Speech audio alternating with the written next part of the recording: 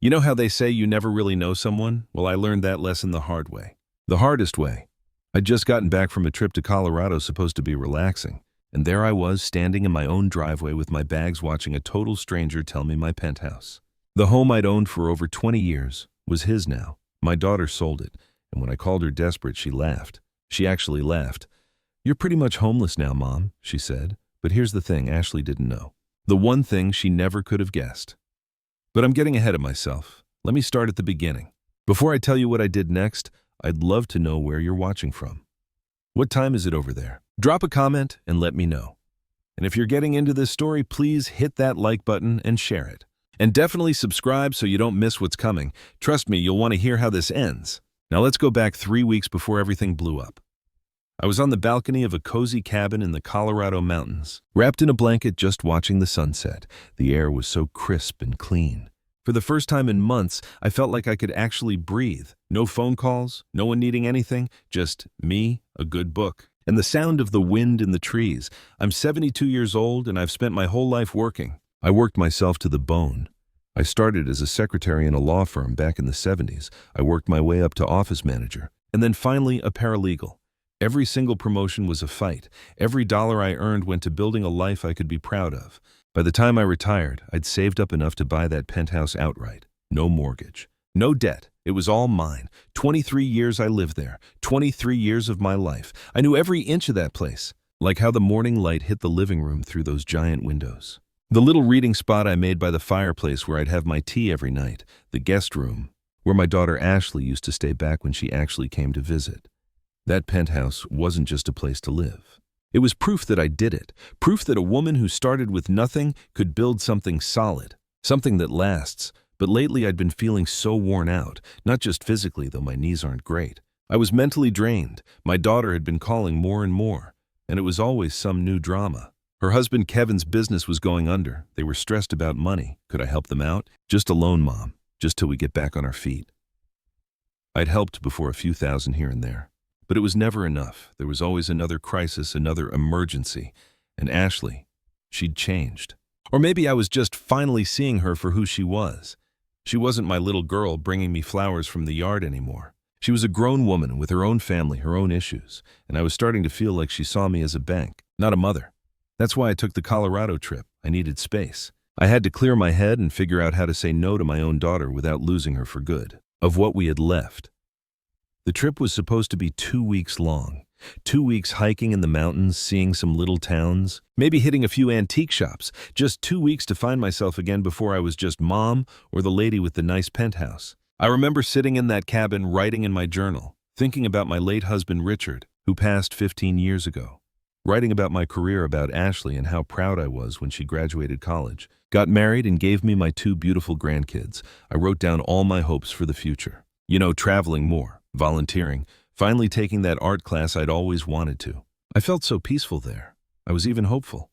I had no clue that while I was dreaming of a new start, my own daughter was wiping out everything I'd ever built. I didn't know that power of attorney I signed 2 years ago just in case, when I had my gallbladder out. The one my lawyer suggested was being used to destroy me right then and there. I spent my last day in Colorado at a little farmer's market. I was picking up gifts for my grandkids, a small, hand-carved wooden toy for the little one and a beaded bracelet for the older one.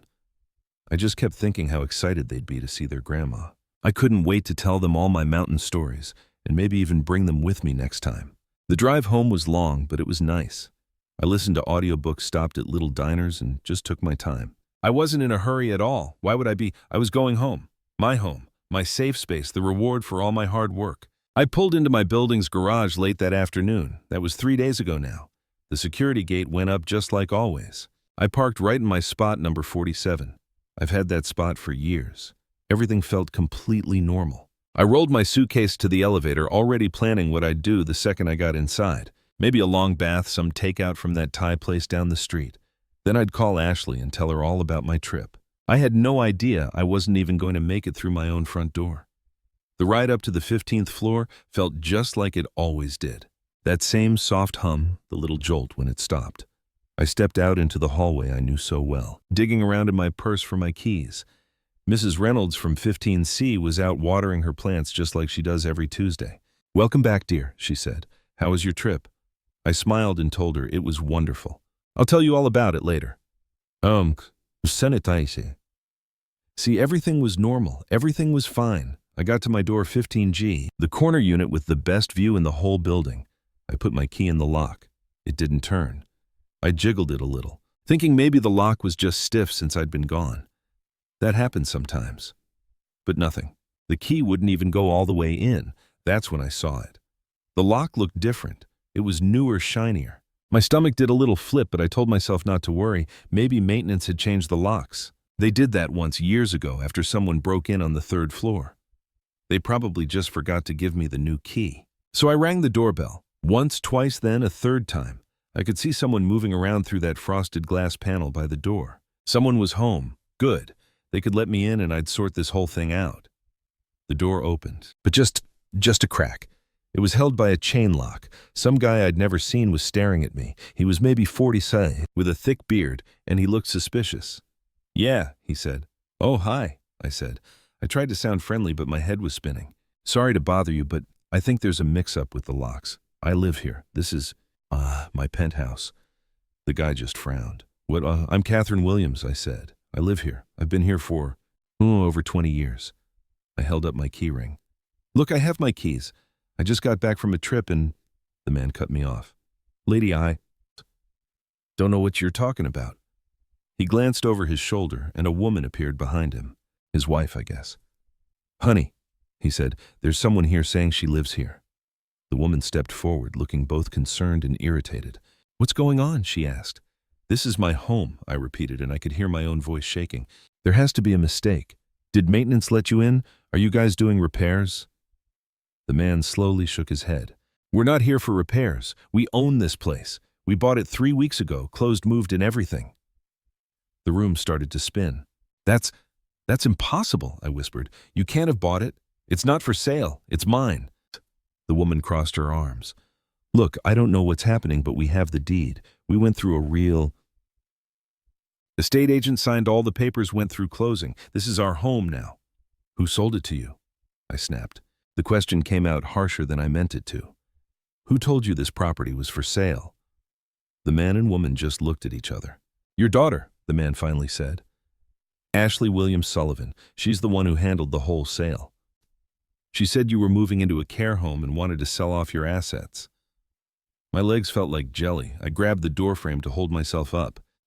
My daughter, I repeated, numb. Yeah, he said. Nice lady. She had all the paperwork power of, attorney and everything.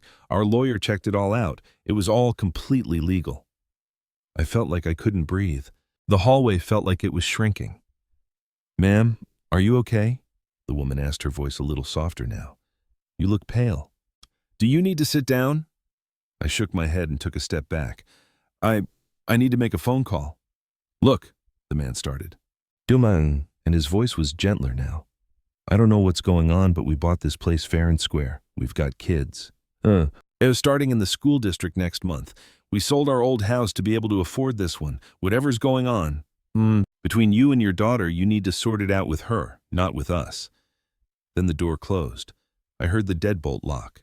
I just stood there in the hallway, staring at the door that was mine for 23 years. The door I painted that specific shade of navy blue because it reminded me of the ocean. The one with the tiny scratch near the bottom, where I dropped my keys. But it wasn't navy blue anymore. It was gray, just a plain, boring gray. They'd even repainted my door. My hands were shaking as I got my phone out. I scrolled through my contacts until I found her. Ashley's number. My thumb just hovered over the call button for a second.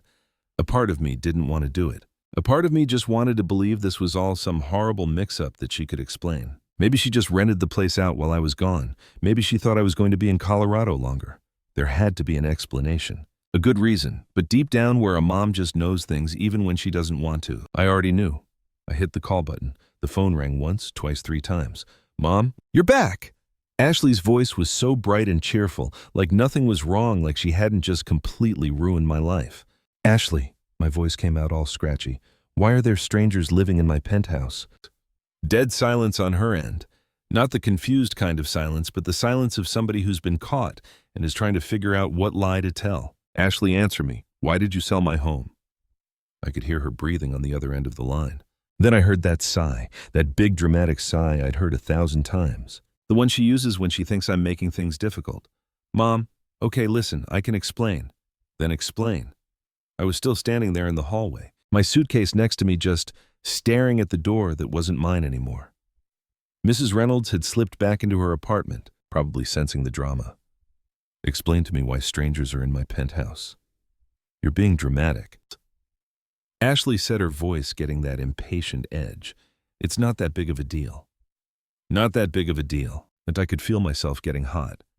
Ashley, this is my home. I've lived here for over 20 years. You had no right to sell it. Actually, Mom, I did. Remember that power of attorney you signed when you had your gallbladder surgery? Well, Kevin and I talked to a lawyer and he said I could technically make financial decisions for you if it was necessary. Lord, my head was spinning. That was for medical emergencies. That was so you could pay my hospital bills if something went wrong. It wasn't permission to sell my property behind my back. Well, our lawyer said it was legal. So she trailed off like that just settled it. Your lawyer? I repeated real slow. Ashley, whose lawyer did you talk to? Kevin's friend from college. He does real estate law. He looked over everything and said we were fine. Of course, Kevin's friend. Not a real unbiased lawyer, not someone who would have explained what a power of attorney really meant. Just someone who'd tell them exactly what they wanted to hear. Ashley, why would you do this? My voice cracked. Why would you sell my home without even telling me? Another pause, then real quiet. Almost like she was on the defensive. We needed the money, Mom. You needed the money, I repeated. Yes, Kevin has debts, really bad ones. We were about to lose everything. The bank was threatening to foreclose on our house. We had creditors calling every single day. What were we supposed to do? You were supposed to talk to me. The words came out way louder than I meant to, bouncing off the walls. You were supposed to call me and tell me what was going on. You were supposed to ask for help, not just steal from me. We're not stealing, Mom. God, you always make everything so dramatic. I could hear how annoyed she was getting. We got a fair market price for the penthouse. The money's in an account. You'll get some of it once we handle Kevin's debts. Some of it. My hands were shaking so bad I nearly dropped the phone. Ashley, that was my home. That was my security. That was everything I worked my entire life to build. And now you'll have cash instead. Isn't that better? You're getting older, Mom. You don't need a big place like that anymore. Yes, we're actually doing you a favor. A favor? She really thought she was doing me a favor. Where exactly did you think I was going to live when I got back from Colorado? I don't know. You've got options. You can rent someplace smaller. Maybe get one of those senior apartments with activities and stuff. You'd probably like that better anyway. More people your age to hang out with. I closed my eyes, just trying to control the rage that was about to boil over. So you sold my home, took my money to pay your husband's debts, and just assumed I'd figure out where to live. Well, you're smart. You always figure things out.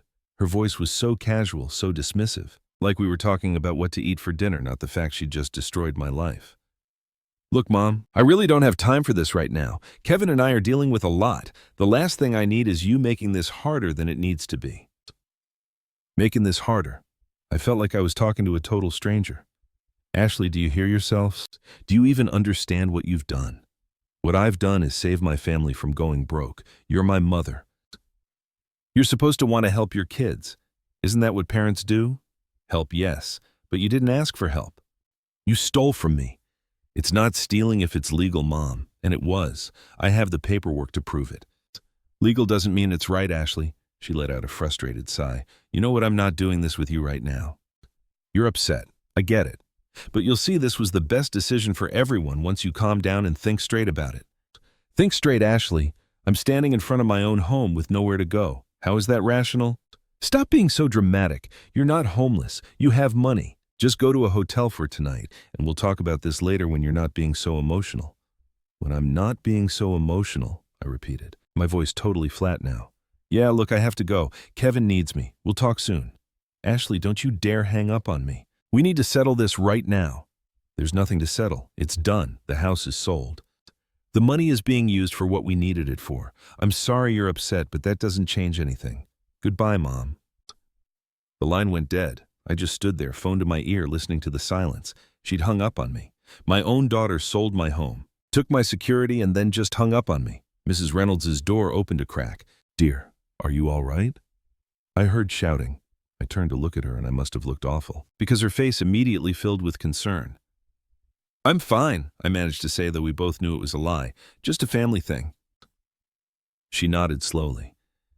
If you need anything, thank you. I picked up my suitcase. I need to find a hotel. As I walked back to the elevator pulling my suitcase, I felt something change inside me. The shock was wearing off, replaced by something colder, sharper. Ashley thought this was over. She thought I'd cry a little. Maybe get mad and then just get over it. Because what other choice did I have? But she'd made a huge mistake. She'd forgotten something important about me. I didn't build my life by letting people walk all over me. I built it by fighting back, and I was about to remind her of that. The hotel. This room wasn't anything like my penthouse. Beige walls, a cheap landscape painting a bed that was way too soft, and pillows that were basically flat. But it had a roof and a lock, and right now, that was all I needed. I just sat on the edge of the bed, still in the same clothes from the drive home, and just stared at the wall. My suitcase was open on the floor, and I hadn't touched it. I couldn't make myself unpack. Unpacking meant this was real, that I was really stuck in a hotel because my own daughter sold my home. My phone buzzed. A text from Ashley. Mom, I know you're upset, but you have to understand we had no choice. Kevin's business failed, we were desperate. You would have done the same thing if you were us. I deleted it without even answering. Another buzz. Also, you're being really selfish right now. We're your family. Family is supposed to help each other. Deleted. I turned my phone off and just tossed it on the nightstand.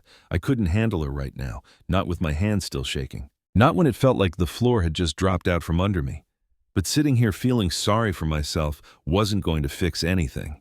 I needed to know exactly what happened. I had to see the whole picture. I pulled my laptop out of my carry-on. If there's one good thing about being so careful my whole life, it's that I keep digital copies of everything important. Property deeds, bank statements, legal papers, all in neat folders, all backed up online. I opened the file labeled Property Documents and started reading the deed to my penthouse. I'd bought it outright in 2002 for $370,000. For years, I'd saved every month. I skipped vacations. I drove an old car. I made sacrifices because I wanted something that was mine, something that couldn't be taken from me. Or so I thought. Next, I opened the power of attorney I'd signed 2 years ago. I remembered that day perfectly. I was scheduled for gallbladder surgery, and my lawyer, David Morrison, suggested having someone set up to make medical and financial decisions if I couldn't during the operation. It was a standard safety measure, he said, just smart planning. I'd asked Ashley to do it. She was my only kid. Who else was I going to trust? I read through the document again with new eyes. The language was crystal clear. The power of attorney was for times when I couldn't make decisions for myself, like a medical emergency, or if my mind started to go, times when I actually needed someone to step in for me. It was never meant to give Ashley a blank check to sell my property while I was on vacation. I pulled up my email and searched for messages from Ashley from the last month. There had to be something, some kind of sign of what she was up to. The first email I found was from 5 weeks ago. Hey Mom, hope you're excited for your trip. We should grab lunch before you leave. Want to go over some paperwork while we're together. Paperwork. My stomach dropped. I vaguely remembered that lunch. We met at a cafe near her place. Ashley seemed distracted, kept checking her phone. She brought a folder with her, said something about updating my emergency contacts and making sure all my documents were up to date. I'd signed a few things without even really reading them. She was my daughter. I trusted her. What on earth had I signed? I kept scrolling through my emails. 3 weeks ago, while I was in Colorado, I saw an email from some real estate agency. One I'd never even heard of. The subject was, "Congratulations on your sale." My hands were shaking when I opened it. It said, "Dear Miss Williams, congrats on the successful sale of your property at 1847 Riverside Drive, Unit 15, G. The closing is set for next Tuesday at 2 p.m. Please look over the attached documents and contact us if you have any questions." There were attachments, PDFs of the sales papers. I downloaded them and started reading. The sale price was listed as $850,000. The penthouse had gone up in value a lot over the years, especially after they fixed up the building 5 years ago. But the money wasn't going into my account. The wire transfer info said it was going to an account in Ashley and Kevin's names. My hands balled into fists. I kept reading. My signature was on the sales agreement, but it wasn't really my signature. It was close, though. Someone had practiced it, copied my handwriting, but I could see the differences. The loop on the M in Catherine was a little off, and the T in Williams was too sharp. Ashley had forged my signature. This wasn't just her misusing the power of attorney. This was straight up fraud. Forgery. She didn't make a mistake or get the legal papers wrong. She faked my signature on purpose to sell my home behind my back. I leaned back, feeling sick to my stomach. How long was she planning this? Was she thinking about it at that lunch? While she watched me sign those updated emergency contact forms. Did she practice my signature at home, trying to get it just right? Was Kevin in on it, or was this all her? My mind raced thinking about the last few months, looking for any signs I missed. Ashley calling more and more about money, the way she'd ask all those specific questions. About my money, pretending she was worried about my retirement. And that time she offered to help me organize my important papers and spent the whole afternoon taking pictures of them in my office. She was gathering information, building her case, getting ready to take everything from me. I opened another folder on my laptop, bank statements. I had to see if there was any other weird activity. What I found made my blood run cold. For the last 6 months, there were these small withdrawals from my savings. Nothing big. 1,000 here, 2,000 there. Amounts small enough that I wouldn't notice right away, especially since I was busy with my vacation plans. Ashley had access to my accounts because of the power of attorney. She'd been bleeding me dry for months. The total came to almost $18,000. I just put my hands on my face, trying to breathe. This was so much worse than I thought. So much worse. This wasn't some desperate last-minute thing. This was calculated. It was planned out. My own daughter had been stealing from me for 6 months, and I was too trusting to see it. I thought about Kevin and his gambling debts. What that couple at my door said. I always knew he was bad with money, but I never dreamed it was this bad. Bad enough for them to do something like this. Or maybe this was all Ashley. Maybe Kevin was just her excuse. I don't know anymore. I don't know my daughter anymore.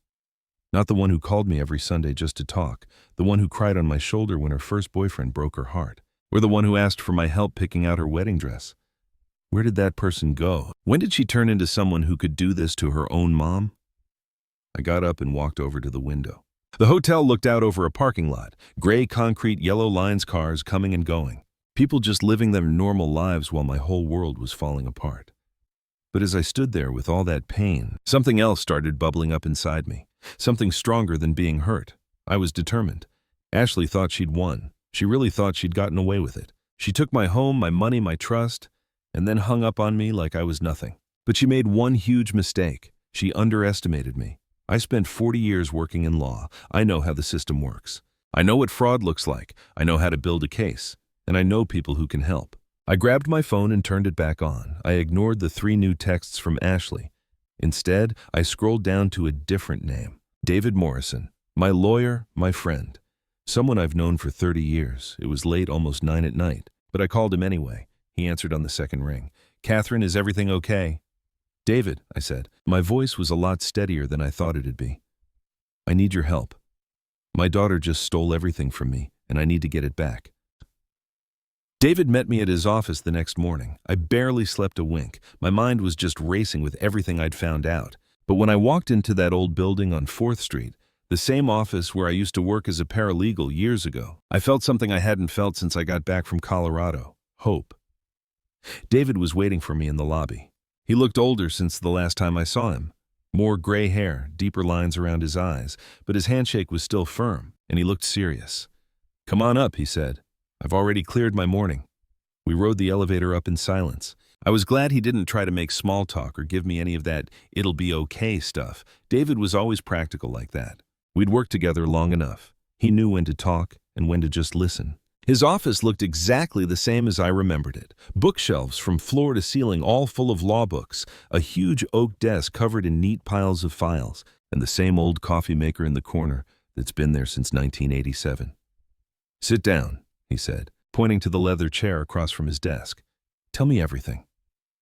So I did. I started with the vacation, with coming home to a stranger at my door. I told him about the phone call with Ashley, about the signatures she forged, and about all the small withdrawals from my account over the months. I showed him the papers I'd printed out, the emails, the bank statements. David just listened. He didn't interrupt once. His face just got more and more serious with every word. When I was done, he leaned back in his chair and rubbed his temples. "Catherine, I'm so sorry this is happening to you." "I don't need you to be sorry," I said, my voice low. "I need to know if we can fix this." He leaned forward, spreading the papers out on his desk. Let me be crystal clear about this. What Ashley did wasn't just wrong, it was illegal. We're talking multiple counts of fraud forgery, elder abuse, misusing a power of attorney. This isn't some gray area. This is a crime. Can I get my home back? That's the plan, he said. But I have to be straight with you about what we're up against. The couple who bought your penthouse, they're innocent in this too. They bought the place, thinking it was a legit deal. To undo the sale, we have to prove the whole thing was a scam from the very beginning. I have proof, I said, tapping the documents. The faked signature, the fact she used the power of attorney illegally. Oh, and the fact I was out of the country and didn't even know about the sale. That's a good start. David pulled out a legal pad and started taking notes. We'll need more, though. We need to write down everything, a timeline of what happened. Any texts or emails with Ashley proof you never wanted to sell, and people who can swear you're perfectly sane, and that you weren't about to move into some nursing home. Mrs. Reynolds, I said, my neighbor, she saw me the day I got home. She can tell them I had no clue what happened. Good. Who else? I thought for a second. My doctor. I just had my yearly checkup right before the trip. He can confirm I'm sharp as a tack. And there's Catherine Chen, a friend from my book club. I had lunch with her 2 days before I left for Colorado. I told her how excited I was to come back home. David wrote it all down. We'll need bank records showing the money she took. We'll need the original power of attorney paper to show it was only for medical stuff. And we have to move fast. The longer that couple lives in your penthouse, the messier this gets. How fast can we move? I'm filing for an emergency injunction first thing this afternoon. That should stop any more money from moving around. But then put the sale on hold, then we'll push for a full hearing. He paused, looking at me over his glasses. Catherine, you have to understand something. This is going to get ugly. Ashley is your daughter. Taking her to court, maybe even pressing criminal charges, that's going to destroy whatever's left of your relationship. She destroyed it when she forged my name and sold my home, I said, my voice totally steady. I gave her life. I raised her. I sacrificed for her, and she paid me back by stealing everything I worked for. Whatever we had was over the second she decided I was worth less than cash. David nodded slowly. All right then, let's talk strategy. We spent the next 2 hours going over every detail. David made calls to other lawyers, looked up old cases, and started drafting papers. He called a handwriting expert who could analyze the fake signature. He also called a private investigator to dig into Kevin's money problems and gambling debts. If we can prove Kevin was in deep financial trouble and Ashley knew it, that gives us a motive, David explained. It shows this wasn't a misunderstanding. It was planned. It was theft. By noon, I felt like I could breathe again, not because it was over, but because I finally had a plan. I knew what to do. I wasn't helpless. I wasn't just a victim. I was fighting back. One more thing, David said as I was getting my things to leave. Ashley's going to call you, probably soon. She's going to realize you're not just taking this, and she's going to try to manipulate you. She might apologize. She might cry. She might try to make you feel bad for suing your own daughter. I get it. Just don't talk to her. Don't answer her calls or texts. From now on, everything goes through me. Can you do that? I thought about all the times Ashley had played me over the years. The guilt trips, the mind games. The way she'd twist everything around to make herself look like the victim. I fell for it every single time because I loved her. Because I wanted to believe my daughter was a good person who just messed up sometimes. But this wasn't a mistake. This was a choice. A whole series of choices she made for months, all to take advantage of the one person who loved her most. Yes, I said. I can do that. David walked me to the elevator. We're going to get your home back, Catherine. I promise you. I just nodded. But when the elevator doors closed, I realized something. Just getting my home back wasn't enough. It wasn't just about the penthouse or the money. It was about justice. It was about making sure Ashley learned that your actions have consequences. That you can't just take whatever you want from people and get away with it. She thought I was weak. An easy target. Just some old woman who'd roll over and accept whatever she decided was best. Well, she was about to find out how wrong she was. My phone buzzed. Another text from Ashley. Mom, seriously, you need to stop being so stubborn. Just accept that this is what's best for everyone and move on. You're embarrassing yourself. I smiled, a cold smile. The kind you get when you know something the other person doesn't. Ashley had no clue what was coming, but she was about to find out. 3 days later, I was sitting in a small conference room at David's office, surrounded by people I'd never met but really needed. There was Stephen Brooks, the handwriting expert David had told me about. Next to him was Rebecca Parker, a PI who specialized in money scams. And across from me was David with a stack of folders that just kept getting bigger. Let's start with the signature analysis, David said, nodding at Stephen. Stephen pulled out some kind of magnifying glass and held it over the sales papers. Mrs. Williams, I've looked at the signature on the sale document and samples of your real signature from a bunch of papers over the years. There are some big differences. He pointed to a screen where he'd put up giant pictures of the signatures next to each other. See here, your real signature has a very unique flow to it. The G in Catherine curves back and connects to the A, but in the fake one, that connection is gone. Whoever signed this tried to copy your style, but they didn't get the muscle memory behind it. I leaned in looking at the pictures. He was right. I'd been signing my name the same way for 50 years. You don't think about it, you just do it. But someone trying to copy it has to think about every single line, and it shows. There are at least 8 clear differences I can point to, Stephen went on. The pressure points are all wrong. The speed of the writing is all over the place, and what really gives it away, there's a little shake in the fake signature that suggests they were hesitating. Someone was nervous when they signed your name. Can you testify to this in court? David asked. Absolutely. I'll write up a full report with all the details. This signature is definitely a fake. David, okay. Got it. That's clear-cut forgery. Rebecca, what did you find out about their finances? She opened her laptop and turned it so we could see. Kevin Sullivan is in big trouble. I'm talking over $200,000 in debt. He racked that up in the last 18 months, mostly from gambling. My stomach just dropped. $200,000. He's got accounts at 3 different casinos in Atlantic City. Rebecca went on, plus a bunch of online gambling sites. He's also been borrowing from private lenders, the kind of guys who charge interest rates that'd make a loan shark look nice. I found at least 5 different loans, all with rates over 20% a year. How did it get this bad? I asked. Rebecca glanced over at David, then back at me. From what I can tell, he started small. Just regular trips to the casino. Nothing too crazy. But about 2 years ago, something changed. The bets got bigger. He started going more often. It's a classic gambling addiction pattern. He'd win a little, think he was on a roll, then lose it all and try to win it back. And Ashley knew. Oh, she definitely knew. Rebecca clicked over to their bank statements. These are from their joint account. Look at these transactions. Big cash withdrawals, always just under $10,000 to stay off the bank's radar. And Ashley's the one who made most of these withdrawals. I just stared at the dates. Some of them were from over a year ago. Ashley was dealing with this for that long, and she never said a single word to me. Never even asked for help. She just let it get worse until they decided the only way out was to steal my home. There's more, Rebecca said.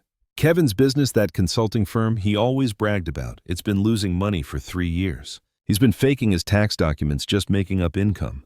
The IRS hasn't caught him yet, but it's only a matter of time. David leaned back in his chair, just taking it all in. So we have a clear motive. They're desperate for money. Drowning in debt, and his mother-in-law is sitting on a gold mine. Rebecca, did you find anything showing that they planned this ahead of time? I'm still digging, but I found something. It's pretty interesting. Rebecca pulled up an email thread. This is from 4 months ago, an email from Ashley to Kevin. The subject line is Mom's Properties. In it, she's talking about how much your penthouse is worth and guessing what they could get for it. 4 months ago. That was long before I even thought about my Colorado trip. She was looking into selling my home 4 months ago, I said. My voice was just empty. It gets worse, Rebecca said softly. I found texts between Ashley and a real estate agent from 6 weeks ago. She was asking how you handle a sale when the owner isn't available. The agent explained how power of attorney sales work. 6 weeks ago, right before she invited me to that lunch where I signed all those papers. Suddenly, the room felt like it was closing in on me. Every new detail was just another weight on my chest. Mrs. Williams, are you okay? Stephen asked. You look really pale. I'm fine. I lied. Please keep going. David gave me a worried look but motioned for Rebecca to continue. I also pulled Ashley's credit card statements, Rebecca said. In the weeks right before the sale, she bought a few things that pretty much prove she was planning this. She bought a notary stamp online. She also got tracing paper and high-quality ink. Pens. She even bought a book on how to forge documents. I just closed my eyes. Every little thing was just more proof that I was wrong. This wasn't some desperate act. It wasn't something she did on a whim. My daughter had planned this whole thing out. It was a calculated robbery. What about the notary who signed off on it? David jumped in. Rebecca, did you find anything on him? Yeah, his name's Kevin Foster. He's a mobile notary. He advertises a quick, no-questions-asked service. I called him yesterday pretending I needed some papers notarized. He told me off the record that he doesn't always check IDs that carefully if the person seems okay. I'd bet anything Ashley paid him extra to just look the other way. Can we prove that? David asked. Not yet, but I'm on it. If I can get his bank records and see a big payment from Ashley right around that time, that'll seal the deal. David turned to me. Catherine, I know this is tough to hear, but this is actually good news, legally speaking. This isn't some misunderstanding or a gray area. This is straight up, planned out fraud. The evidence is stacked against her. I just nodded. Good news. It felt so weird to call it that when every new piece of proof felt like she was stabbing me in the back again. There's one more thing, Rebecca said. Her voice got quiet. I checked out Ashley's private accounts, not the one she shares with Kevin. She's been moving money around, in small bits to an account in the Cayman Islands. It started about 2 weeks after the penthouse was sold. She's hiding the money, David said right away. She knew this could come back to bite her. She's trying to stash the cash where no one can touch it. The Cayman Islands. My own daughter went and opened offshore accounts. This wasn't just stealing. This was some next-level financial crime. I got up and walked over to the window. The street down below was packed with cars, people going home from work running errands, just living their normal lives. I used to have a normal life. I used to worry about simple things like if I planted my tomatoes too soon, or if I needed a new filter for the A. Now I'm standing in a lawyer's office, finding out that my only child spent months planning how to steal from me. Mrs. Williams. Rebecca's voice snapped me out of it. I know this is a lot. How much did they get? I asked, still staring out the window. From selling my penthouse, how much cash did they actually walk away with? $850,000, David said softly. Minus closing costs and realtor fees, so about $800,000 clear. $800,000. My whole life's work, my safety net, my home. All of it gone to pay for Kevin's gambling problem. And whatever else they blew it on. How much is left? Rebecca paused. From what I can tell, maybe $200,000. The rest went to paying off debts, but not even all of them. Kevin still owes a bunch of people. Some of it's in that offshore account, and there are big cash withdrawals I can't track. It could be more gambling, or something else entirely. $600,000 gone or hidden in just 3 weeks. I turned back to look at them. So what's next? David started gathering his papers. Next we go to court. We'll file for the emergency order tomorrow. We'll show the judge all this proof. We'll ask him to reverse the sale and freeze all their accounts. Ashley and Kevin's accounts and file criminal charges for fraud and elder abuse. Will that work? With this much evidence? Absolutely. I'm sure we'll win. It's not a question of if, but when. And how much trouble Ashley and Kevin make for themselves by trying to fight it. I sank back in my chair just exhausted, but my head was also strangely clear. This investigation gave me something I really needed. It wasn't just the evidence, it was understanding. I finally got it. This wasn't about me. I didn't do anything wrong or miss some sign. This was all about Ashley and Kevin, and the horrible criminal choices they made. And now they were about to face the music for those choices. Thank you, I said to them, all of you, for helping me see what was really going on. Stephen started packing his things. Happy to help Mrs. Williams. No one should ever have to deal with what you're dealing with. As everyone else left, David stayed behind. Catherine, there's something else we have to talk about. When we get to court, Ashley's going to try and make herself look like the victim. She'll say she was only trying to help, that Kevin pushed her into it, that she didn't know what she was doing. Let her try, I said. We have emails, texts, proof that they planned it all. A jury will see right through her. They will, David agreed, but I have to get you ready. She's your daughter. Seeing her in court, watching her try to excuse the inexcusable, it's going to hurt. It already hurts, I said quietly. Every day since I've been home, it's hurt. But you know what hurts even more? Thinking about her getting away with it. Thinking that other people might believe it's okay to treat their parents like this. No, she made her choice. Now she has to live with it. David nodded. He looked satisfied. All right then. The court date's set for Monday, 3 days from now. Get some rest this weekend. You're going to need your strength. When I left the office and walked out into the sun, I felt different, almost lighter. The investigation showed me how bad the betrayal really was, yes. But it also proved I wasn't going crazy. I wasn't overreacting. What they did to me was wrong, and I had every single right to fight back. Ashley counted on me being too hurt, too confused, too beaten down to do a thing about it. She counted wrong. I didn't tell David I was going to see Ashley. He would have tried to stop me. Told me that all communication had to go through him and warned me I might say something that could hurt our case. And he would have been right. But this wasn't just about the case. This was about me looking my daughter straight in the eye and making her understand that I knew everything she'd done. I drove to her house on Saturday afternoon. It was a normal 2-story house in the suburbs, the kind of place that looked perfectly respectable. A neat lawn, a 2-car garage, a basketball hoop in the driveway. From the street, you'd never know the people inside had just committed a major crime. I sat in my rental for a second trying to get my nerve up. Through the window, I could see someone moving around. Ashley was home. Good. I walked up the driveway, rang the doorbell, and waited. I heard footsteps. The door opened. Ashley was standing there in yoga pants and a big sweater, her hair thrown up in a messy ponytail. When she saw me, her face went from confused to annoyed in a split second. "Mom, what are you doing here? We need to talk. I don't think this is a good time. You're still obviously upset, and I really don't want to deal with any more drama." I took a step forward, and the look on my face must have told her I wasn't going anywhere. She backed up, and I walked right inside without an invitation.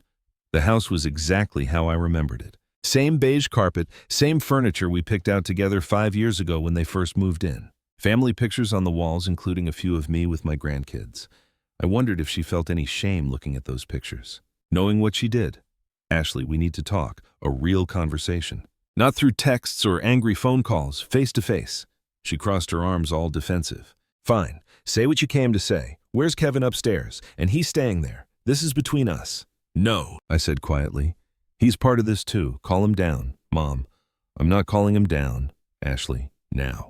Something in my voice made her stop. Maybe she heard the steel in it. Maybe she realized I wasn't the same woman who'd left for Colorado 4 weeks ago. Whatever it was, she turned and yelled up the stairs. "Kevin, can you come down here?" I heard heavy footsteps on the stairs. Then Kevin appeared, looking nervous. He's a big guy, tall and broad-shouldered. But right then, he looked small-cornered. "Mrs. Williams," he said, trying for a smile that didn't reach his eyes. "Good to see you." "Is it?" I asked. "Is it really good to see the woman whose house you stole?" The smile dropped. "Now wait just a minute. We didn't steal anything. Everything we did was legal." "Legal," I repeated. "You keep using that word." "You know what else is legal, Kevin? Experts to analyze documents, private investigators, court orders. And I've hired all 3. Ashley's face went pale. "What are you talking about?" "I'm talking about the fact that I know everything." I walked further into the living room and they both backed up a little, like I was something dangerous. Maybe I was. I know about the forged signature on the sale documents. I know about the months of unapproved withdrawals from my account. I know about Kevin's gambling debts. Kevin's jaw tightened. "My finances are none of your business. They became my business when you talked my daughter into stealing from me to pay them off." "We didn't steal," Ashley cut in, her voice getting louder. "We used the legal power of attorney. You signed it yourself. For medical emergencies," I said, my voice steady and cold. "Not for you to sell my house while I was on vacation. Not for you to forge my signature on sales papers. Not for you to take everything I ever worked for and use it to clean up your husband's mess." Ashley's hands were shaking now. "You don't understand. We were desperate. The bank was going to take our house. We had people calling all the time demanding money. We didn't have a choice. You had a choice," I said, taking a step closer to her. "You could have told me the truth. You could have asked for help. You could have filed for bankruptcy. You had a dozen different choices and you chose to commit fraud." "It's not fraud," Kevin said, but he didn't sound convinced. I turned to look at him, to really look at him, this man who I'd welcomed into my family, who I'd given money to over the years when Ashley said he was between jobs, who I trusted him because my daughter loved him. $200,000 in gambling debts, I said, 3 different casinos online betting, sites and loan sharks charging 20% interest. Should I keep going? His face turned beet red. Who told you?" "I hired a private investigator. She's damn good at her job. She found all of it. The debts, the failed business, the faked tax documents. And my favorite part, the offshore account. Ashley opened 2 weeks after selling my home." Ashley just gasped. "You investigated us?" "What did you think I was going to do? Just accept that you'd robbed me? Just move on and find some new place to live while you blew through my money?" I shook my head. "You forgot who raised you, Ashley. You forgot I spent 40 years working in law. Did you really think I wouldn't fight back?" She just plopped onto the couch, her hands covering her face. "This is insane. You're supposed to be my mother. You're supposed to support me. I was your mother. I raised you. I sacrificed for you. I worked 2 jobs to pay for your college. I helped you with the down payment on this house. I watched your kids so you could build your career. And you paid me back by forging my signature and selling my home. We were going to give you some of the money." Ashley said, her voice weak. "Once we got the debts handled, some of the money," I repeated. "How generous. Tell me." "Ashley, how much of my $800,000 is left?" Silence. Neither of them said a word. "I'll tell you how much. About $200,000. You burned through or hid $600,000 in 3 weeks. $600,000 that wasn't yours to spend." Kevin started to move toward the door like he was thinking about bailing. "I don't have to listen to this." "Actually, you do," I said, "because on Monday morning, I'm going to court. I'm filing an emergency order to freeze all your accounts and reverse the sale of my penthouse. I'm also pressing charges for fraud, forgery, elder abuse, and misuse of a power of attorney." Ashley's head snapped up. "Elder abuse, Mom? You can't be serious." "I'm completely serious. What you did fits the legal definition to a T. You used your position of trust to steal from an elderly person. That's textbook elder abuse." "I'm your daughter," she said, tears streaming down her face. "How can you do this to me? How can you send your own daughter to jail?" I looked at her. This woman I'd given birth to, raised and loved for 40 years. And I felt nothing, no sympathy, no desire to comfort her. She'd burned all of that away when she decided I was worth less than money. "I'm not sending you to jail," I said quietly. "You sent yourself there the moment you forged my signature." "I'm just making sure you get there. This is ridiculous," Kevin said, finding his voice again. "You can't prove any of this, can't I?" I pulled out my phone and opened the folder where I'd saved copies of everything. I have the handwriting analysis showing 8 clear differences between my real signature and the fake one. I have bank records showing every unauthorized withdrawal. I have emails from 4 months ago where Ashley talked about selling my home. I have text messages where she asked a real estate agent about power of attorney sales. I have proof of your gambling debts, your failed business, your tax fraud. I have everything, Kevin. Everything." All the color just drained from his face. Ashley was sobbing now. "Mom, please think about your grandchildren. If we go to jail, what's going to happen to them?" And there it was. The guilt trip I knew was coming, using the kids as a weapon. Trying to make me feel bad for making her face the music. "You should have thought about your kids before you pulled this stunt," I said. "You should have thought about them before you decided to steal from their own grandmother. You made your choices, Ashley. You chose this. Now you have to live with it." "We can pay you back," Kevin said, sounding desperate. "We'll sell this house. We'll get jobs. We'll pay back every single cent." "With what money?" "You've already blown through most of it. And even if you hadn't, this isn't about the money anymore. It's about trust. It's about family. It's about 2 people who looked at someone who loved them and just saw a piggy bank to smash." I turned for the door. I was so done with this conversation, done with their excuses and their crocodile tears. "Wait," Ashley called out. "Mom, please. There has to be some way to fix this, some way to make it right." I stopped at the door and looked back at her. Oh, there was a way to make this right. It was called not stealing from me in the first place. It was called being honest. It was called treating your mother with some respect, not like some AT you could hit up whenever you felt like it. "So that's it?" she asked. "You're just going to destroy your own family?" "I'm not destroying anything," I shot back. "You already did that. I'm just cleaning up the mess." I walked out and slammed the door behind me. I could hear Ashley sobbing and Kevin's angry voice, but I didn't go back. Not for a second. No second thoughts at all. As I drove away from that house, I felt a calm settle over me, a feeling that this was exactly right. Ashley had bet that I wouldn't fight back, that my love for her would be stronger than justice, that I'd choose a fake family peace over the truth. She lost that bet big time, and on Monday she was going to find out exactly how much that loss would cost her. Monday morning was gray and windy. I stood on the courthouse steps clutching my purse and the folder with all our proof. David was right next to me, his briefcase in one hand and a coffee in the other. "Ready?" he asked. I nodded. I'd been ready since the moment I realized what Ashley had done to me. The courthouse was a madhouse. People rushing in and out, lawyers in expensive suits, worried families looking lost, and court officers directing traffic. I'd been in buildings like this 1,000 times as a paralegal, but it felt completely different when you were the one fighting for justice. We went through security and headed to the 3rd floor. Judge Rebecca Anderson's courtroom. David told me she was fair, but she didn't take any crap. She didn't tolerate games or manipulation. That's exactly what I needed. Ashley and Kevin weren't there yet. I was glad. I didn't want to see their faces until we were in front of the judge. We sat on a bench outside the courtroom while David looked over his notes one last time. "This first hearing should be simple," he said. We're asking the judge to freeze the property sale and all their accounts until we get a full trial. With the evidence we have, I'm confident she'll grant it. And then what? I asked. Then we wait for a trial date. Could be weeks, could be in a few months. The courts are backed up, but this injunction will protect you in the meantime. They won't be able to touch any more of the money, and the couple in your penthouse will be told the ownership is being disputed. A few months. The thought of living in a hotel that long made my chest feel tight. But what else could I do? Mrs. Williams. I looked up. A young woman in a suit was standing there holding a tablet.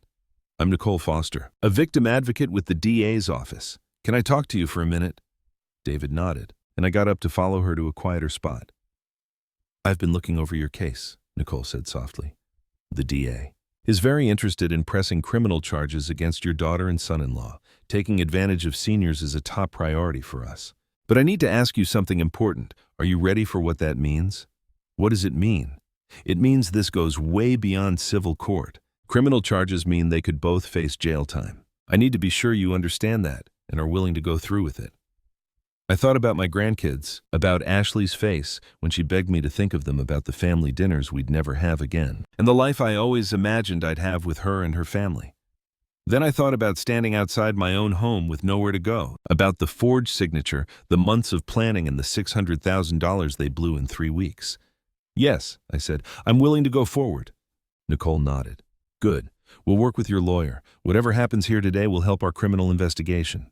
Then she left and I went back to David just as Ashley and Kevin got there with their lawyer. I'd never seen him before. He looked young, maybe 30, with a cocky walk that immediately rubbed me the wrong way. Ashley wouldn't look at me. She just stared at the floor, her hand clutching Kevin's arm. Kevin, on the other hand, was glaring at me, barely hiding how angry he was. Their lawyer walked up to David. Morrison, I'm Keith Palmer. I hope we can handle this without wasting the court's time. Your client is clearly confused about what a power of attorney is for. Maybe if we sat her down and explained it. My client isn't confused about anything, David said coldly. She's the victim of fraud, and we have tons of evidence to prove it. Evidence you probably got by spying on them, I'm guessing, Palmer shot back. Any private investigation was completely legal and done by a licensed professional. Unsigned and finished. Nice try, though.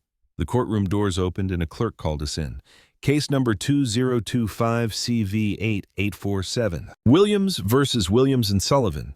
We all went in and took our places. Ashley, Kevin, and their lawyer on one side, David and me on the other. The judge's bench was high above us. Empty for now. All rise for the Honorable Judge Rebecca Anderson. Judge Anderson walked in through a side door. She was a woman in her 60s with short gray hair and sharp eyes that didn't miss a thing. She sat, pushed her glasses up, and opened the file in front of her. This is a hearing on an emergency motion for an injunction, she said. Mr. Morrison, you're representing the plaintiff. Yes, Your Honor. And Mr. Palmer, you're representing the defendants. That's right, Your Honor. Mr. Morrison, you can start. David stood up and laid out our argument. He was so clear, so methodical, building our case one step at a time. He showed them the analysis of the faked signature, the timeline of what happened, proof they planned it, and the money they took out Kevin's gambling debts. Everything we found over the last week. Judge Anderson listened to every word, making notes here and there. She asked questions that showed she got exactly what was happening.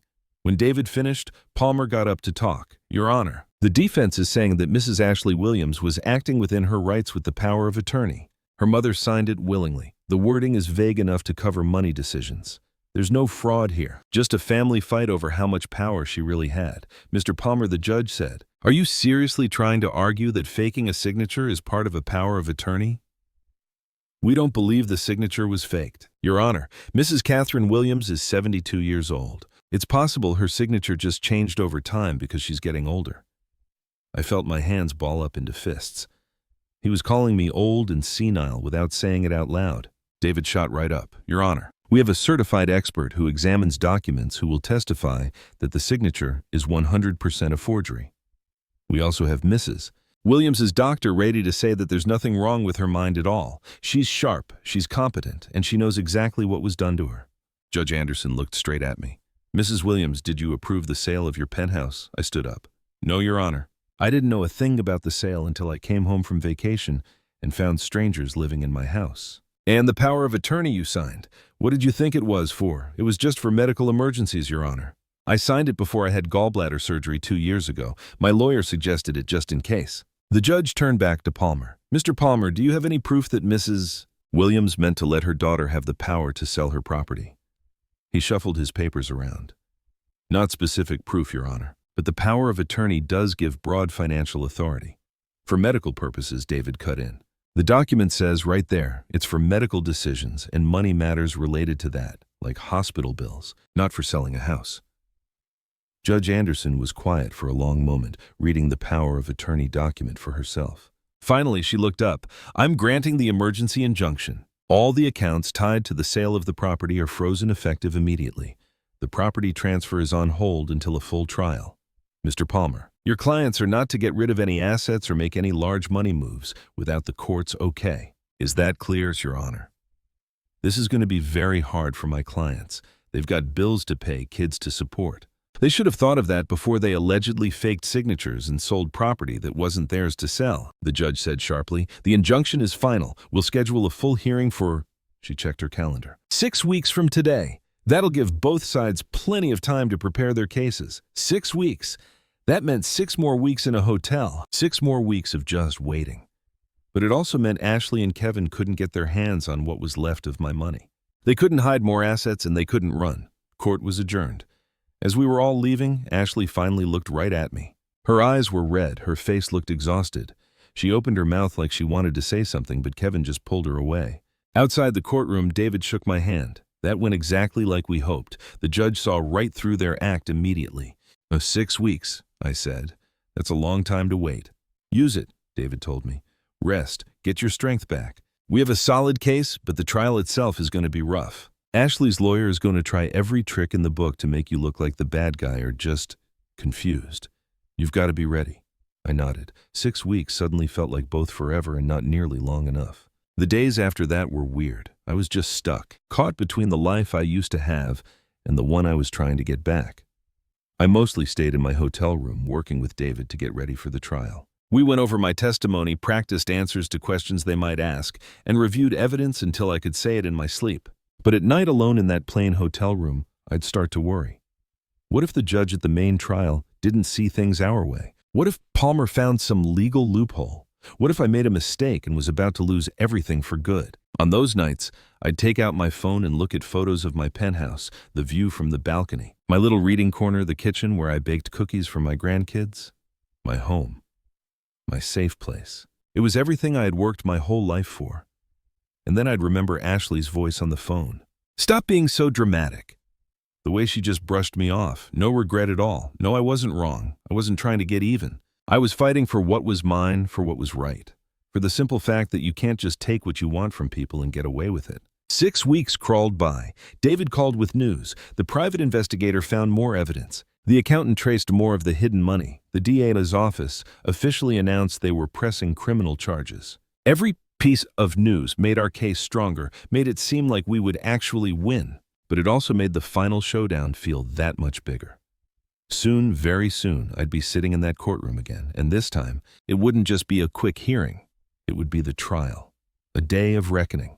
Ashley and Kevin were about to face the music, and I was ready. The morning of the trial, I woke up before sunrise. My hotel room was dark and quiet, but I couldn't sleep. Today was the day. After 6 weeks of waiting, of getting ready, of lying awake, wondering if they'd ever truly pay for what they did, we were finally going to court. I dressed carefully in a navy suit I'd had for years, professional, but not flashy. The pearl earrings Richard had given me on our 30th anniversary and sensible shoes. I wanted the judge and jury to see me for who I was, a competent, dignified woman who'd been taken advantage of, not some confused old lady who couldn't handle her own life. David picked me up at 8 o'clock. The trial was scheduled for 9:30. But he wanted time to go over everything one last time.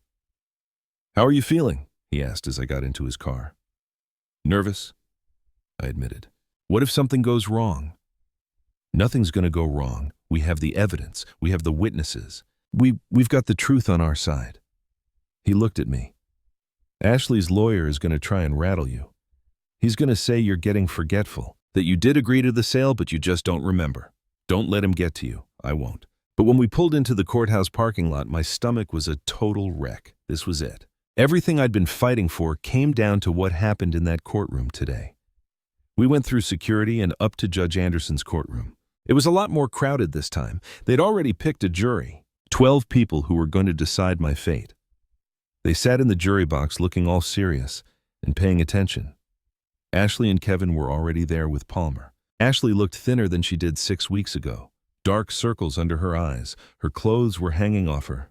Kevin just looked mad. His jaw was clenched tight. His eyes were hard. I sat down next to David and tried to calm my pounding heart. All rise. Judge Anderson walked in and took her seat. She looked over the courtroom with those sharp eyes. Then she nodded to the bailiff. This is the matter of Williams versus Williams and Sullivan. Opening statements. Mr. Morrison, you can start. David stood up and spoke to the jury. His voice was clear and confident. Ladies and gentlemen, this case is about trust. It's about a daughter who took advantage of her own mother's love and trust to commit fraud. Catherine Williams worked her whole life to buy her home. She saved, she sacrificed. She earned that penthouse after decades of hard work. And while she was on vacation, her daughter forged her signature and sold it behind her back. This isn't just some family fight. This is theft. And over the next few hours, we will prove that no question about it. He sat down and Palmer stood up. Ladies and gentlemen, what you're about to hear is a tragedy, but not the kind of tragedy Mr. Morrison is talking about. This is the tragedy of a family torn apart by a misunderstanding. Ashley Williams did what she thought was best for her mother, using authority her mother had legally given her. Yes, the sale happened while Mrs. Williams was gone, but it was done to save the family's assets during a money crisis. This is a case about reading legal papers differently, not fraud. I felt my jaw tighten. Reading them differently, as if forging my signature was just a point of view. The plaintiff may call its first witness, Judge Anderson said. The plaintiff calls Mrs. Catherine Williams to the stand. I stood up on shaky legs and walked to the witness box. The bailiff made me put my hand on a Bible and swear to tell the truth, as if I'd come all this way just to lie. David started with easy questions. My name, my age, how long I'd owned the penthouse. He had me talk about my career, showing everyone I was sharp and with it. Then he switched to the vacation. Mrs. Williams, when you left for Colorado, were you planning to sell your home? Not at all. I loved that home. I couldn't wait to get back to it. And did you give your daughter permission to sell it while you were gone? Absolutely not. I had no clue she was even thinking about it. What happened when you got back? I told the whole story, finding strangers at my door, the phone call with Ashley, how she blew me off, how she just casually said she'd sold my home to pay off Kevin's debts. How did that make you feel, betrayed? I said, my voice low, devastated, like I'd lost everything. Like, David showed me the power of attorney. He asked, is this your signature? I said, yes, I signed that before my gallbladder surgery 2 years ago. My lawyer said it was a good idea just in case. He asked what I thought this document was for. It was for medical decisions, hospital bills, stuff like that. You know, if I was out of it or couldn't talk during surgery, Ashley could make choices about my care. That's all it was. Then he asked if I ever talked about selling my place with Ashley. Never. The thought never even crossed my mind. Then David showed me the sales papers. He asked, is this your signature? I looked at it real close, even though I'd seen it a dozen times before. No. I said, that's not my signature. It looks similar, but it's not mine. He asked how I could tell. I've been signing my name the same way for 50 years. The flow is all wrong. The way the letters connect isn't right. Somebody copied my signature, but they didn't have the feel for it. You could tell they had to think about every single stroke. David showed me the blown-up pictures from the forensic expert, pointing out all the differences. The jury leaned in studying them. Thank you, Mrs. Williams. No further questions. Then Palmer got up and walked over to me with a fake sympathetic smile. Mrs. Williams, you're 72 years old, is that right? Yes. And at 72, would you say your memory's as sharp as it used to be? My memory is excellent, I said, looking right at him. I can tell you what I had for breakfast 6 weeks ago if you want. A few jurors cracked a smile. Palmer's jaw clenched up. You've said you never discussed selling the property, but isn't it possible you talked about it with your daughter and just forgot? No, I'd remember talking about the sale of my home. Mrs. Williams, isn't it true you've been having some money problems lately? That keeping up the penthouse was getting to be too much? That's a complete lie. My finances were perfectly fine. I had savings, a pension and rent money coming in from another property I own. Palmer looked shocked. He clearly didn't know about the rental property. Your daughter said in her deposition that you complained about the upkeep costs of the penthouse, that you'd even mentioned downsizing. I never said anything like that. So your daughter is lying? Yes, I said, staring him down. She's lying, just like she lied when she forged my name, just like she lied to the real estate agent. And just like she lied to the couple who bought my home. You seem very angry with your daughter. Wouldn't you be angry if someone stole from you? Objection, David yelled out. Argumentative. Sustained, Judge Anderson said. Mr. Palmer, move on. Palmer tried to come at me from a few more angles, but I didn't budge. Finally, he gave up and I went back to my seat. David called Stephen Brooks the handwriting expert. Stephen was amazing up there, explaining in simple terms how signatures work, how your muscle memory makes the same patterns, and how the signature on those sales papers was 100% not mine. Palmer tried to trip him up, but Stephen had decades of experience and credentials you just couldn't question. The jury looked completely sold. Next up was Rebecca Parker, the private investigator. She laid out everything she found: Kevin's gambling debts, the casino accounts, the private loans he took out, the cooked business records, the offshore account Ashley had opened. With every new piece of evidence I just watched, the jury's faces went from blank to shocked, then disgusted. Palmer tried to object, saying the investigation was out of line, but Judge Anderson shot him down. A defendant's money problems are directly relevant to proving motive. Objection, overruled. Then David called my doctor, who testified that I was in perfect health, both body and mind. No cognitive decline, no memory loss, sharp as anyone half my age. When David rested our case, I started to feel a little hopeful. The evidence was all there. The jury had to see the truth. Then Palmer called Ashley to the stand. She walked up real slow, looking tiny and scared. She swore the oath and sat down, her hands in her lap. Mrs. Sullivan, why'd you sell your mother's penthouse? We were desperate. Ashley said, her voice cracking. Kevin's business failed. We had bill collectors calling all the time. I was scared we'd lose our house, that our kids would be on the street. I thought I was doing the right thing for everyone. Did you mean to rip off your mother? Never. I thought the power of attorney let me do it. I thought I was helping. Did you forge your mother's signature? No. I signed it myself. But I thought I had the legal right to sign for her because of the power of attorney. I watched the jury. Some of them looked sorry for her. Others didn't buy it. This was the moment it could all go wrong. If they bought Ashley's crying act that she was just a desperate mom who messed up, we could lose. David stood up for the cross-examination. He looked serious, but not mean. Mrs. Sullivan, you said you thought the power of attorney gave you the right to sell the property. Did you talk to a lawyer before you did it? Yes. Kevin's friend looked over the papers. And was this friend an expert in elder law or power of attorney stuff? I don't know. Did you talk to your mother's lawyer? Mr. Morrison, the one who actually wrote the power of attorney num. Why not? Ashley didn't say anything. Mrs. Sullivan, I'm asking you again. Why didn't you talk to the lawyer who made the document and knew what it was for? I didn't think I had to. David then showed her emails from 4 months before the sale. These are emails where you're talking about how much your mother's penthouse is worth and looking up how to sell property when the owner's not around. You sent these 4 months before the sale. Does that sound like a desperate last-minute choice? Ashley hesitated. Her face got red. I was just looking at my options. Looking at your options 4 months ahead of time, David repeated. And what about these texts to a real estate agent 6 weeks before your mom left for vacation, asking about power of attorney sales? Was that just looking at options too? Yes. And what about this purchase you made? Tracing paper, some high-quality pens, and a book on how to authenticate documents. What were those for? Objection. Palmer yelled out. Speculation, Your Honor. These are things the defendant bought that are directly related to the forgery, David said. I'll allow it. Answer the question, Mrs. Sullivan. Ashley's hands were shaking now.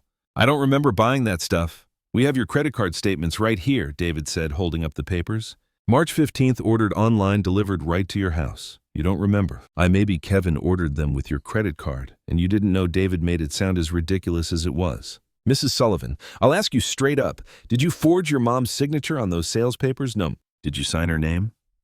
Ashley was quiet for a second. I signed as her power of attorney. That's not what I asked. Did you write out Catherine Williams to make it look like your mother's signature? Another long pause. Yes, but I was allowed to do that. You were allowed to forge her signature, David said, his voice flat. Let me ask you this. When did you tell your mother about the sale? I tried to tell her before her trip, but the timing just wasn't right. So you waited until she came home and found strangers living in her house. I didn't know how to bring it up. You didn't know how to tell her you sold her home out from under her, David. Let that just hang in the air. And when she called you all upset and confused, what did you tell her? I tried to explain. The phone records say that call lasted 4 minutes before you hung up on her. Is that what you call trying to explain? Ashley just looked down at her hands. One last question, David said.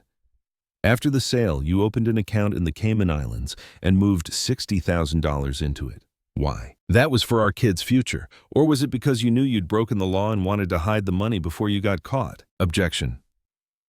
Palmer shot up. He's badgering the witness. Withdrawn, David said. No more questions. Ashley practically ran from the witness stand. She looked smaller somehow. Broken. That confident act she had on was completely gone. Kevin took the stand next. He tried to act tough, but his story completely fell apart under David's questions. Yes, he had gambling debts. Yes, he hid how bad his money problems really were from Ashley's family. And yes, he was the one who suggested using the power of attorney to sell the penthouse. So this was your idea? David asked. We talked about it together, Kevin said carefully. But you brought it up first. I suggested we look at our options.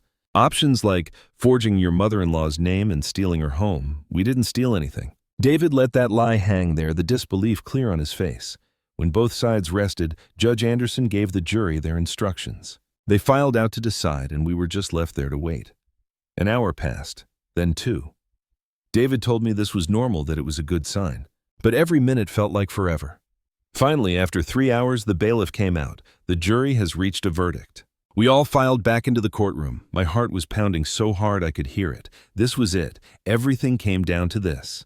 12 strangers were about to decide if there'd be justice or if Ashley would just get away with what she did. The jury foreman, a middle-aged guy in a button-down shirt, stood up when the judge asked if they had a verdict. We have your honor. On the matter of fraud, how do you find we find for the plaintiff, Catherine Williams? I felt my breath catch in my throat. On the matter of elder abuse, how do you find we find for the plaintiff?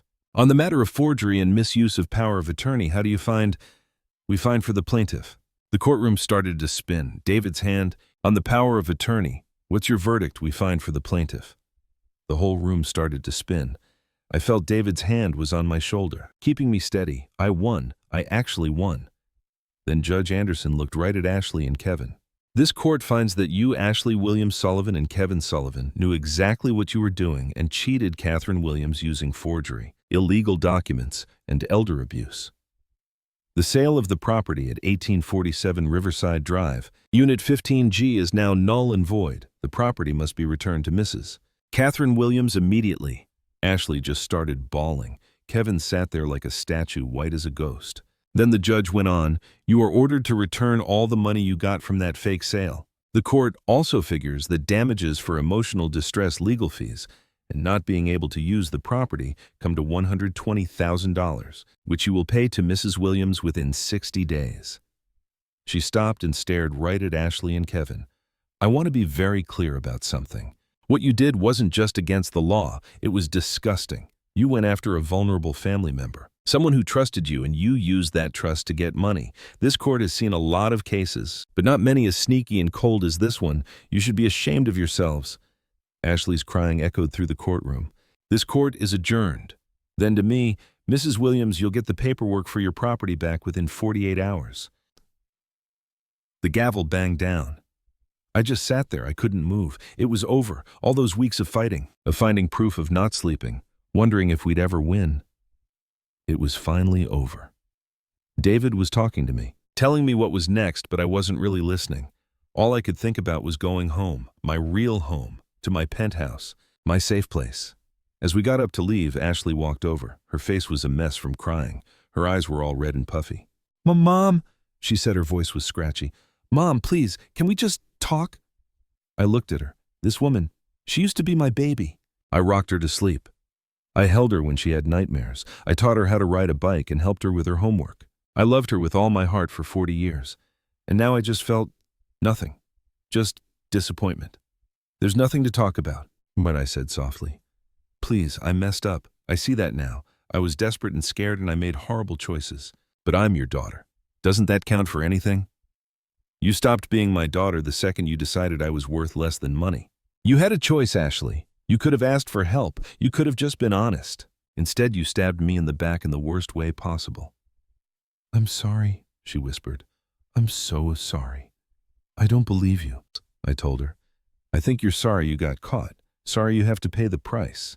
But I don't think you're really sorry for what you did to me. If you were, you would have come clean the minute I called you. You would have tried to fix it. Instead, you hung up on me and said I was being dramatic. Ashley didn't have an answer for that. "Goodbye, Ashley," I said. "I hope one day you get what you've lost." I turned and walked away, and this time I didn't look back. Outside, David shook my hand. "Congratulations, Catherine. You did it." "We did it," I corrected him.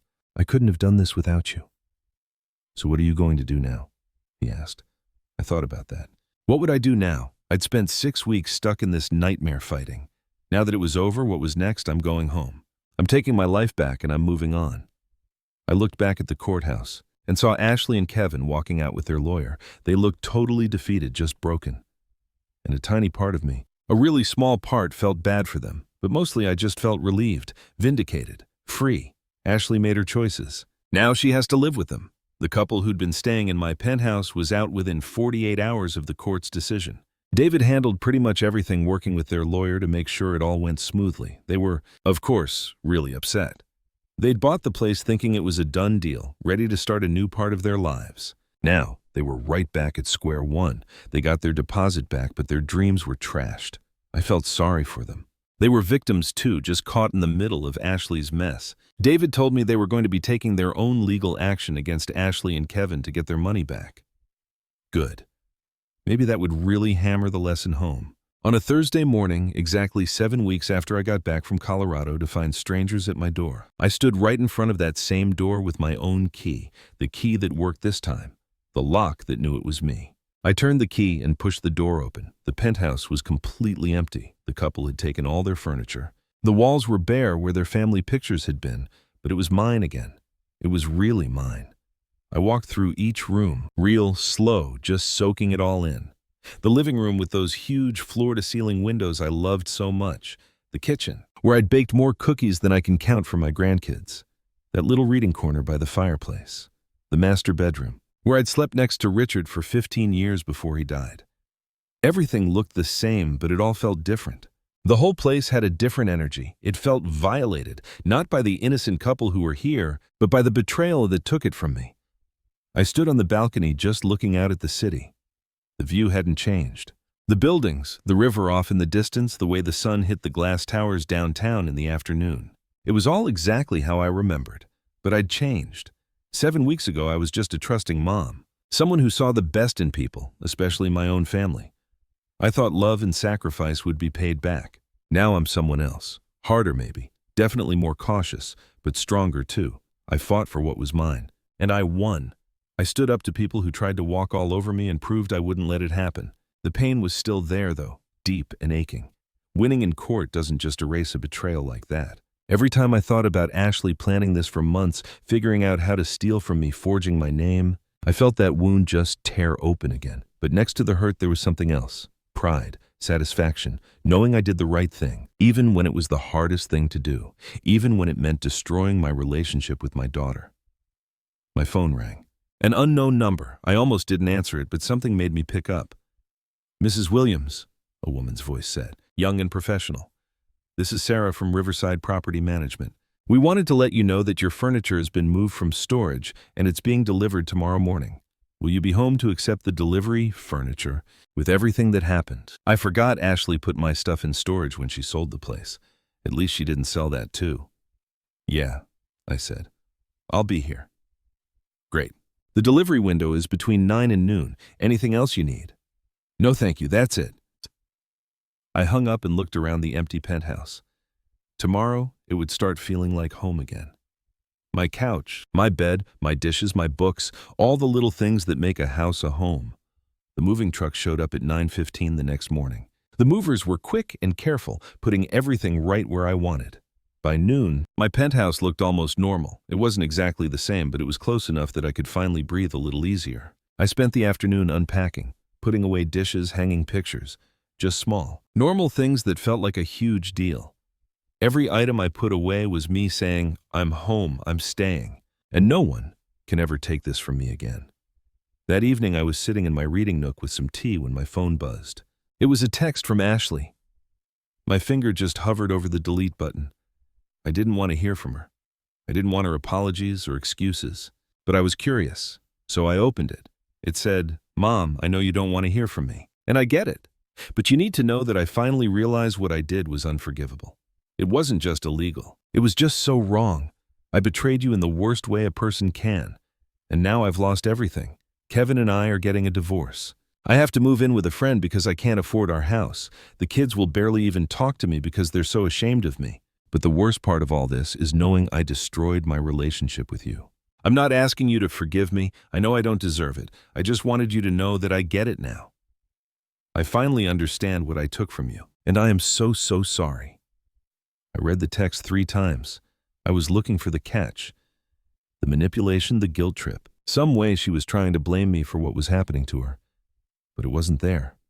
The text was just simple, direct and honest. She wasn't asking for a thing. She wasn't trying to worm her way back into my life or anything. Just owning up to what she did. I put my phone down and just stared out the window for a while. A part of me wanted to text back to say something, anything, to try and fix the huge canyon between us. She's still my daughter, you know, no matter what she did. That feeling doesn't just go away. But another part of me, the part she hurt and betrayed so badly, that part just wasn't ready. And maybe it never would be. I didn't answer her text. Not that night. I just needed some time to figure out what I wanted to say, if I wanted to say anything at all. The next few days, I started to settle back in. I got into a new routine, having coffee on my balcony in the morning and taking walks at night. Little by little, the penthouse started to feel like it was mine again. Reynolds came by with the casserole and a big hug. "So glad you're home, dear," she said. "The building just hasn't been the same." Then Catherine from my book club stopped by. She brought flowers and caught me up on everything I'd missed. We just sat in my living room, drank tea, and talked about anything and everything but the trial. It was just what I needed. But at night, after the city got quiet and I was alone with my thoughts, and it hit me what I'd really lost. Not the penthouse. I already got that back. But Ashley, my grandkids, the family I thought I had. I won in court. I got justice. But justice didn't fill the empty chair at the dinner table where Ashley always sat. It didn't bring back the Sunday phone calls. It didn't change the fact that the person I loved most in the world saw me as nothing more than a walking SM. A week after I moved back in, Ashley sent another text. "I'm in therapy, trying to figure out why I made such awful choices. The therapist says I have to take full responsibility and stop blaming my situation. You were right about everything. I was selfish. I was cruel. I put money before the person who gave me everything. I don't expect you to care, but I thought you should know I'm trying to be a better person. Not for you. I know I can never make this right with you. It's for my kids so they don't grow up thinking this stuff is okay." I read that message sitting in my reading chair, the same spot where I'd spent so many peaceful nights before this whole mess started. Ashley was in therapy. Good. She needed it. But did that change anything for me? Her trying to better herself didn't just erase what she'd done. No, it didn't. But maybe one day it could be a starting point. Not for us to get back together or anything. I didn't know if I could ever trust her again, but maybe down the road for some kind of peace between us. That night, for the first time since I got back from Colorado, I slept. I mean, really slept. The kind of deep, quiet sleep you get when you're finally safe in your own home. When I woke up the next morning, sunlight was pouring through my bedroom window. I just lay there for a minute, listening to the old familiar sounds of the building pipes, humming, faint voices, the elevator dinging. I was home. Really, truly home. The fight wasn't totally over. Ashley and Kevin were still facing criminal charges. There would be more court dates, more testifying, more reminders of the betrayal. But the worst of it was behind me.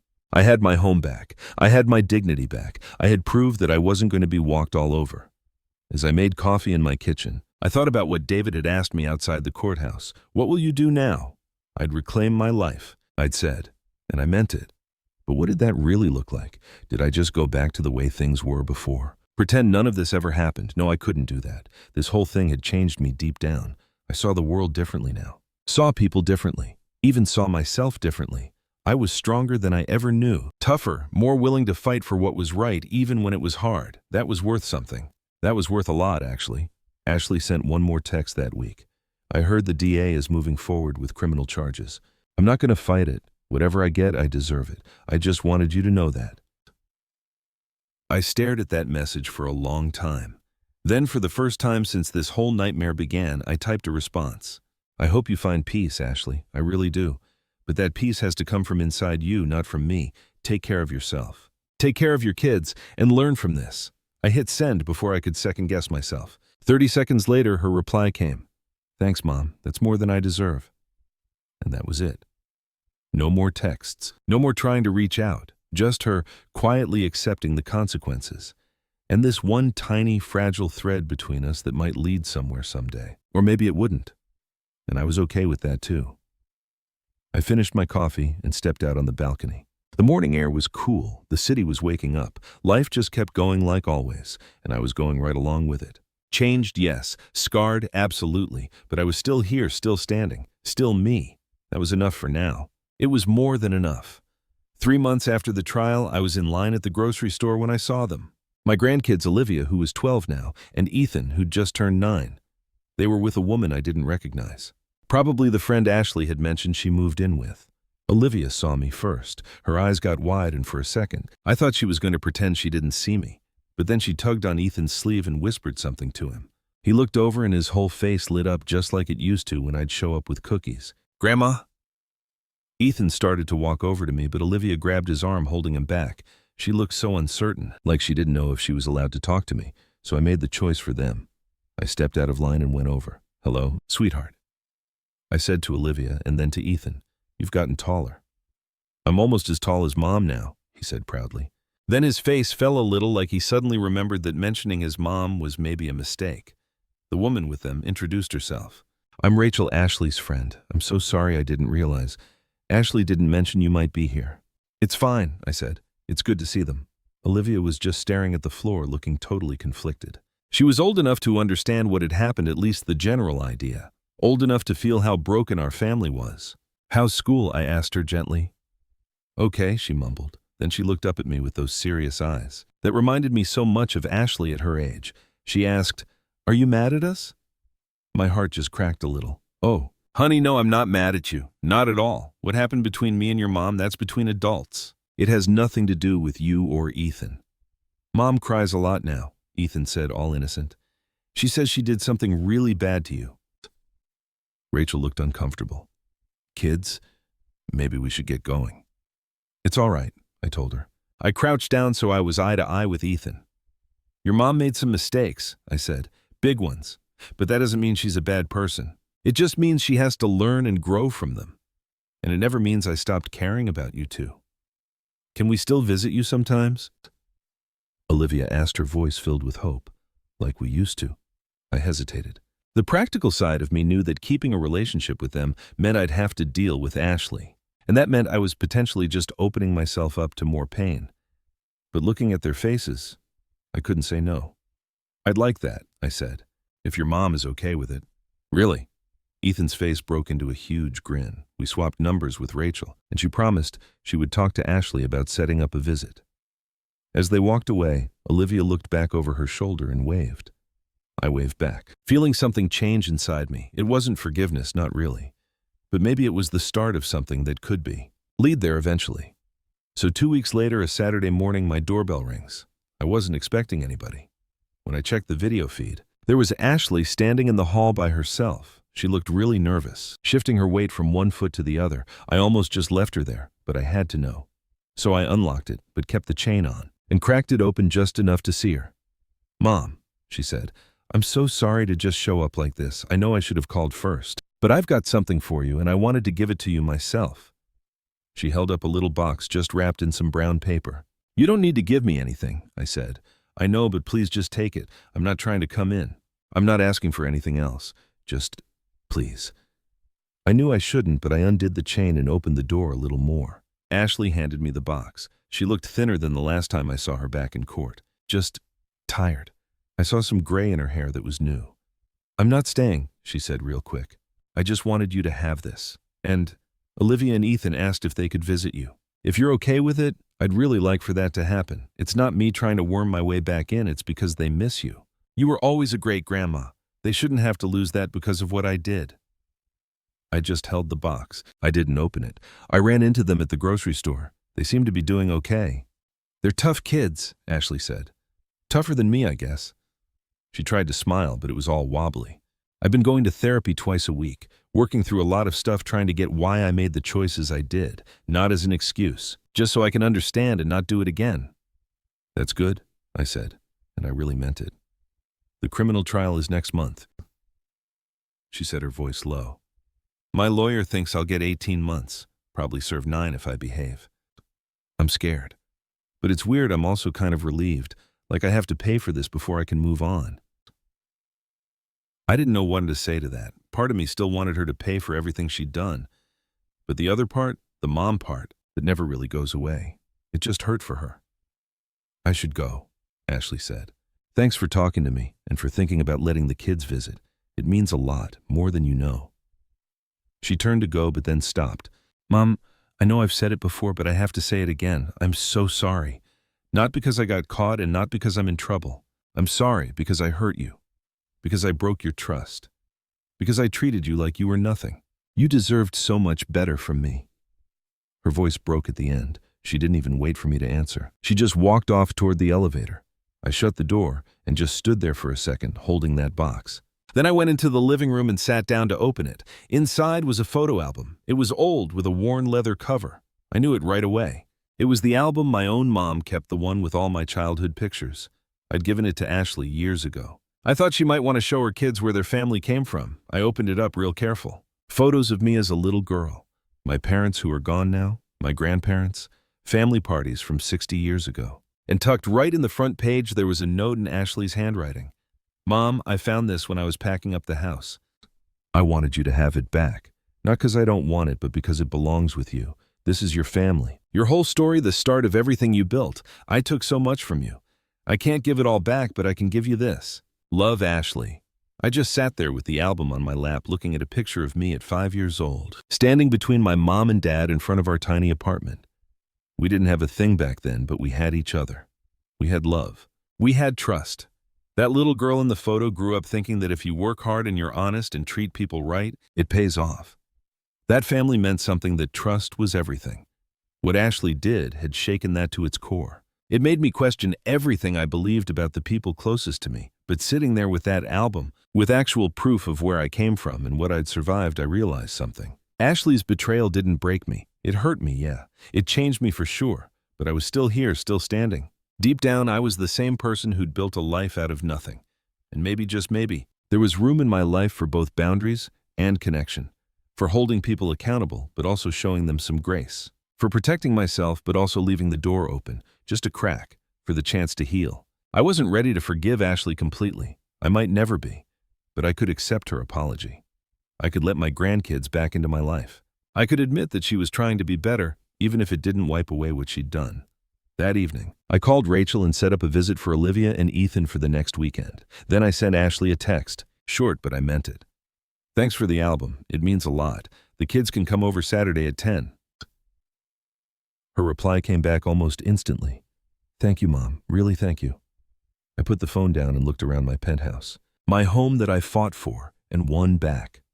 It wasn't just a place anymore. It was a symbol, a reminder that I was stronger than I knew, that I could get stabbed in the back and come out the other side okay. Getting justice cost me my relationship with my daughter. At least for now, it cost me any fantasy I had about family loyalty being unconditional. It cost me my innocence, my trust, my belief that love could fix anything. But it gave me something, too. My dignity, my self-respect, the knowledge that I could fight for myself when it mattered. The proof that your actions have consequences even for the people you love. And maybe if we were both willing to put in the work, it had given Ashley and me a shot at something new.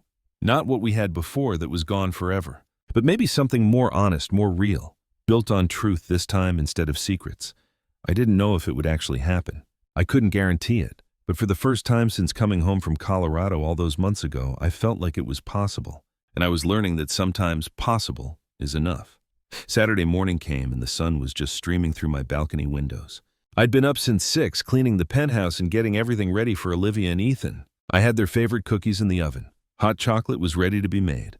I even pulled the board games out of the closet where they'd been sitting for months. At exactly 10 o'clock, the doorbell rang. I opened the door and both of them were standing there with Rachel. Olivia looked nervous, but Ethan was practically bouncing. He was so excited.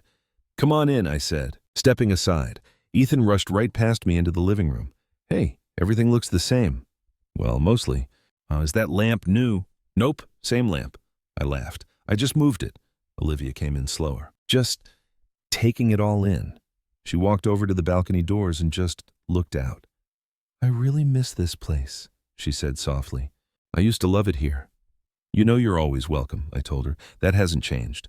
Rachel just lingered by the door. I can come back in a few hours, say around 1 o'clock. That works perfectly. After she left, I spent the morning with my grandkids, just like we used to. We played some games. We talked about school and their friends and what shows they liked. Ethan told me these crazy long stories about his soccer team. Olivia showed me photos on her phone of an art project she was working on. It felt normal, almost like before, but we all knew it wasn't quite the same. There was this awareness now, a carefulness to what we said. Certain things just weren't mentioned. Ashley's name only came up once, when Ethan asked if I thought his mom would be okay.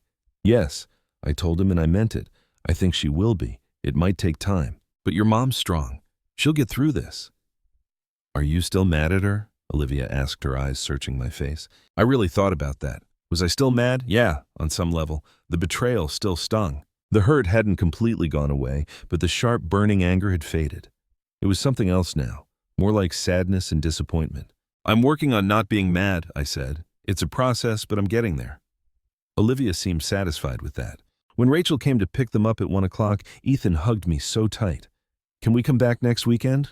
We'll see, I said, but I'd like that. After they left, I stood on my balcony and just looked out at the city. 4 months ago, I came back from my trip to find my whole life turned upside down. 4 months ago, I felt helpless, betrayed, and totally lost. Now, standing in my own home that I'd fought for and won back, I felt different. The whole experience had stripped away something I'd carried with me my whole life. The belief that being kind and trusting was always the answer, that love could fix anything, that family would never really truly hurt you. Those beliefs were gone. In their place was something harder, but also more honest, an understanding that trust has to be earned and protected, that love without rules was just dangerous. That being family doesn't excuse terrible behavior. It was a painful lesson, but it was one I needed to learn. I thought about the woman I was before Colorado. She would have forgiven Ashley immediately. She would have convinced herself that peace in the family was more important than justice. She would have just swallowed her hurt to avoid a fight. That woman was gone.